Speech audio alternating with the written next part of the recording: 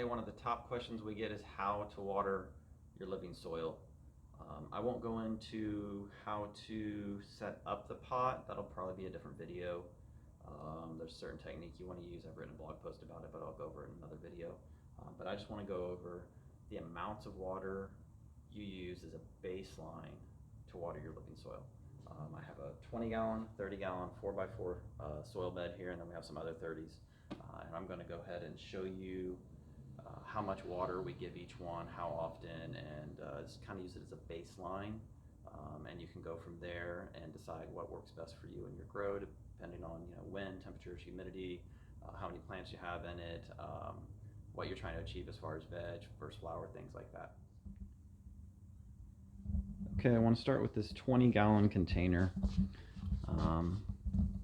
This soil in this container is roughly a year and a half, 2 years old. So you want to take that in consideration. Newer soil, you're going to water a little bit more, and as it ages, it's gonna just, the water holding capacity is going to just increase. You can see a little bit of that salt buildup on the bottom. That's pretty normal in older pots, and once you get in those multiple years, it's kind of hard to not get that. But that's a little bit of excess water, maybe a little drainage, maybe a little bit of overwatering, but I've been taking care of these for the past couple of months now, trying to revive them. They were kind of not taken care of very well, and you can see a little water staining there, but overall, when I water, little to no water comes out of this pot. So that being said, my schedule for this container and all the containers in here, this 20-gallon, I water Monday, Wednesday, Friday, as I do all the other containers. And this is in the store. It's just real quick. It's very informal. And we have a bunch of solo cups in the back. And so I use solo cups to water with here. And a solo cup holds roughly 18 ounces.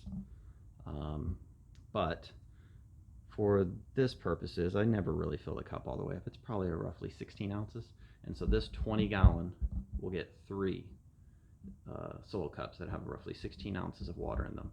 And that's not just plain water all the time. Sometimes I'll throw in some aloe or some labs, or we'll give some Natrol to help with gnats and things like that. But that's just liquid volume, and that is done Monday, Wednesday, and Friday, and that's it on that one.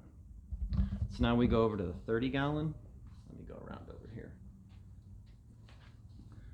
And this 30-gallon currently has an aloe, a cabbage, and some cover crop going in it. But we have a bunch of other 30s over here. And so these, and then we have some in here as well. These get the same Monday, Wednesday, Friday watering. These get 4 solo cups with 16 ounces of liquid in each one of those. And that's the difference, is just the 1 extra cup. So, and all these are thriving. These were all neglected, pretty well dead. I had to add worms, predators back in. I've been taking care of these for about the past couple of months now, and they're getting back on track. Now, the soil bed. This is a 4x4 soil bed. We've had this, again, 1.5, 2 years. We do have it on a pallet and a dolly to roll it around. Sometimes we roll it out in front of the store.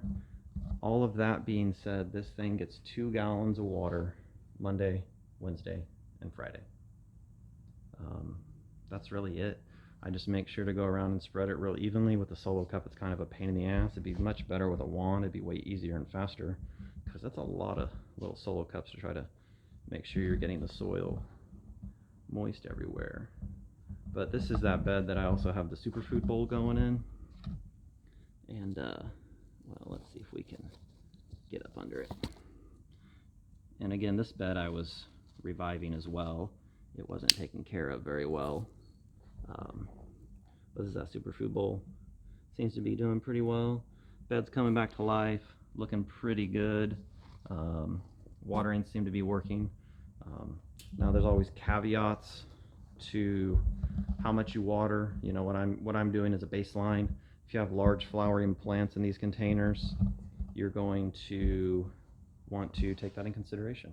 If it's hot with low humidity, you're going to want to take that in consideration. If you're outdoors versus indoors, you're going to want to take that into consideration. Obviously, these are all indoor in a steady environment, and this is what works. But this is just a baseline to get you going.